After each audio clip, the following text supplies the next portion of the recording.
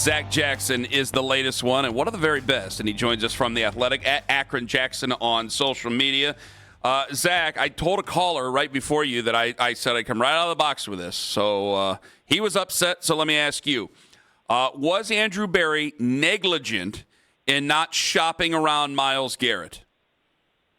I think that's one of the things that's the nuance of this, Ken, and what Andrew Berry said is what he said. It's not necessarily maybe how it went. Teams like crazy called in February 25, and they were told something like no or something like there's no way that you're going to meet our price. And then when the contract modification was made in March, a bunch of teams called, and they were told the parameters. So did they take the Rams offer and call 5 other teams and say you have a certain day and time to beat this? No. But did they lay out parameters and negotiate and labor over this and, deal with different teams in different ways? Yeah. The Rams first called in 2022, right? So, there was a negotiation. So I understand that part, and I understand maybe wanting a little more in return. But of the reasons that the Browns did this, their parameters being met are near the top of the list.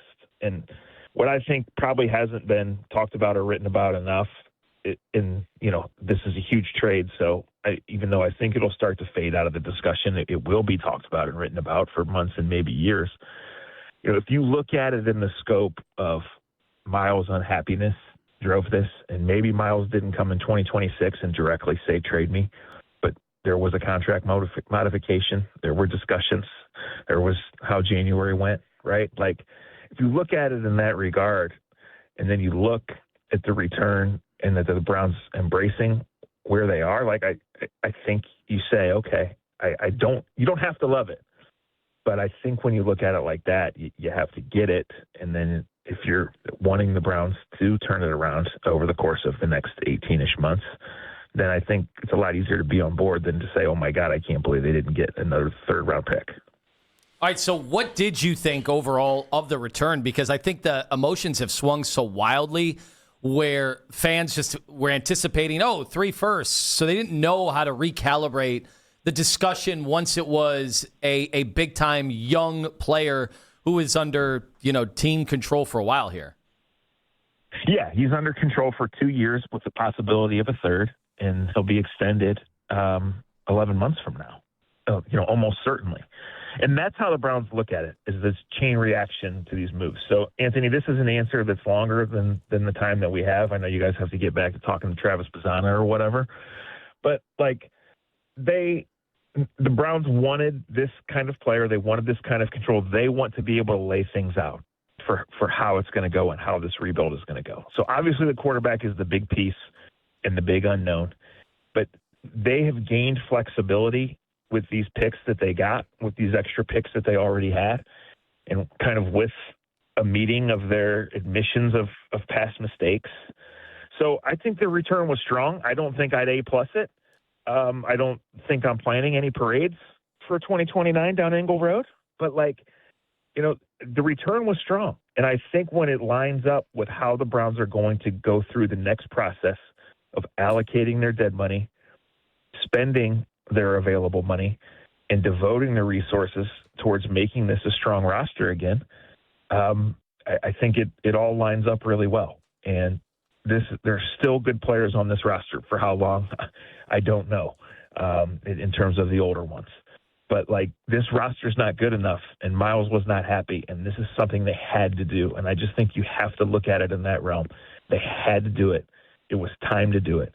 And the timing is something I heard somebody say, well, they did it right away because they wanted the fans and the players to have time to process it before. No, they did it right away because it was past time to do it, and they didn't want to do this dance with Myles Garrett anymore.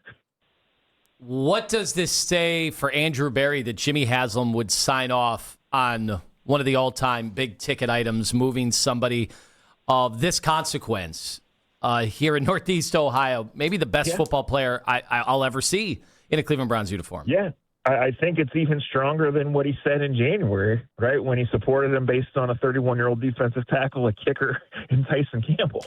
I think it says Andrew Berry's got a chance to be the GM here till 2079. I think they're devoted and committed to doing it this way. Now, that doesn't mean that Andrew Berry won't, and I think a part of, won't be in trouble at some point. I think a part of this is you do have to win. Like, you can do things right and stack things and extend guys at the right time, and you do have to win. And then that goes to the discussion of a first-year coach with a brand-new offense, and, like, we're going to be looking for growth if we're being fair about it. But eventually you guys know, and you guys have talked about it fairly, like, you have to win. You know what the reaction is going to be if things in the results column go a certain way for the player that left and the player that came in, right, and who's left here. So this is a strong endorsement of Andrew Berry and what he's done.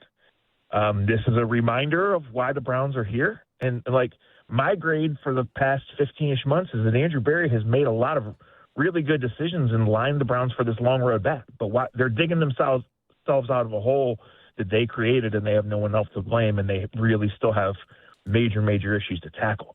But, like, when you look at a line of sound, sensible decisions that line up for going forward and embracing a rebuild, I think they're doing a pretty good job. Zac Jackson joining us from The Athletic. Real quick, if I said no, but if Jim Schwartz were still here, would Myles Garrett still be here? If he were like Jim Schwartz were the head coach? Yes. Oh, he would be? Yes, he would be. Whoa! Wow! Zac, I've said no way. I've scoffed at people. Scoffed. Yeah, he would be. Now, look, if this didn't get done for whatever reason, that they wanted more, or the Rams balked, or something else happened, this would still be in play through September 7th. And then the only, what this deferred payment did is they would have had to pay him $10 million more on September 7th. Well, guess what? Look at what they've spent the last 5 years. So what's $10 million more? It's like $10. It's like your McDonald's money on the way home, Ken. Like, it's nothing. So then it would have gone up to the deadline. And people who have issue with the return might be right about that. But Jim Schwartz would be the coach. He would be here, and they would be trying to they would be saying our defense is going to be good enough to carry us, and we'll see. Wait, so, Zach, you say that, then I think people might just sit here and rue the day that they have Todd Monken. Yeah, this just adds more to Todd Monken. You've given the fuel to the fire. But that I get what you guys are saying, and you take the calls every day, right? But, like, those people would be ignoring what the goal is for the roster to look like between the 27 and 28 seasons. And, like, this roster's not good enough, and even Ken admitted it. Like, people what do you mean even Ken admitted it? People want different, and people obviously don't like what's going on. I was listening yesterday, and the guy called, said Red Right 88, and, like, there's a generation of fans that have that and the drive and the fumble, and this generation has being in the stadium when Deshaun Watson got booed off the field. Do you have another question, Anthony? Because I'm trying to think about. Oh God, why did you have to say it, Zach? It adds more heat. Here. Okay, fine. It just adds more heat because they're gonna, if they go out there and lose. Okay. So then that means I'm a Zach, reactionary. Zach, you know me. It's one thing for me to come on here and opine every day and say, I don't know, Myles isn't really going to want to show up when he's vouching for his defensive coordinator to get the job. Yep. He doesn't get the job, and then are him and Todd Monken ever going to actually be in the same room at the same time? And then for you to say that if Schwartz would have been hired, Myles Garrett is still a Cleveland Brown heading into year number 10. Yeah, I mean, to me, look, obviously I don't know, but, like, to me that's a no-brainer. This is what they chose. And you guys know. I mean, what did Schwartz say when he went on his podcast interview? You can't force that marriage. Well, we know what went on with Nate Shieldhouse, too. We know how this went. Like, they chose Todd Monken, and they've moved forward.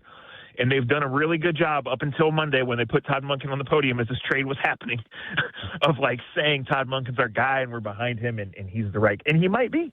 He might be. And in limited viewings, these rookie receivers look good and everything's going to be new.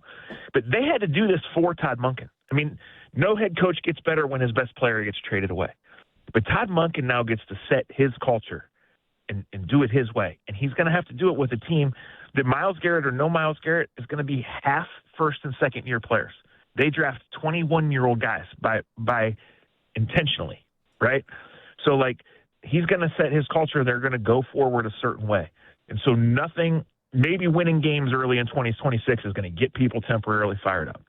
but this is always about the back half of 27 and 28 and solving that one lingering question. And they were always going to have to move on to Myles Garrett to do it, like an 80% chance. So when things lined up and it was just time to move on, and again, that is the overarching thing to me. Things moved up and Jared Verse was there, and these picks with which you can be very, very flexible in attacking your next set of needs. Like, I like the trades, and I understand the angst, the uncertainty, and the anger, and it goes back 4 years. Like, I'm not victory lapping or declaring it because there's nothing about the last 5 years that's been fun for 1 second. Is the clock ticking? Yeah, Zach, sorry. Is the clock ticking on Denzel Ward now? Oh, 100%. But again, it's how it lines up. I do not think that the Browns are calling teams right now and saying, take Denzel Ward and Grant Delpit off our hands. And I don't think the Browns are doing anything right now the next 2 weeks other than try to put a semi-competent offense on the field and go through the paces that they have to do. But when things get a certain way and when deadlines force decisions at quarterback and with the roster and who else calls, like, you can subtly make moves that land you in the top 5 in next year's draft. And you can then take these calls and kind of repeat in a different way what you just did, which is embrace where you are and where you need to be. And when the value's right and the deal is right, you move on from these guys. I forgot Grant's only signed for 1 more year. Oh, Malik's only signed for 1 more year. Denzel's signed for 2 in big numbers, but he's a guy that would bring huge value. I mean, I think Tyson Campbell's going to be here. His contract balloons after this year. It's a huge year for him. And then, after the following year is when you can start extending this draft group. So you have to see how it works, guys. Like, right, history says there's some sleepers on this roster. History says of these offensive linemen they brought in, probably one's going to be good and at least one's going to be a complete disaster. 30-year-old offensive lineman with guaranteed money on a bad team. So, let's see. But I think what they've done and are doing gives you a chance to have the whole temperature be different next February and March. And, quarterback will linger. But, to me, the temperature was not good because there's just not enough pieces right now. And this Myles thing lingered, and it no longer lingers. So I give him credit for that. If Brendan Sorsby doesn't get his injunction, how interested are the Browns in Brendan Sorsby? Yeah, I don't know, and I don't know how anybody is, Ken, because there's a question whether he's even going to be in the supplemental draft, and there's a question of what as teams continue to find out things via court documents and their own research and their own meetings, and so he has until the end of this month, I believe, to apply, and then there would be a window where teams can meet with them or an impromptu pro day or all of these things.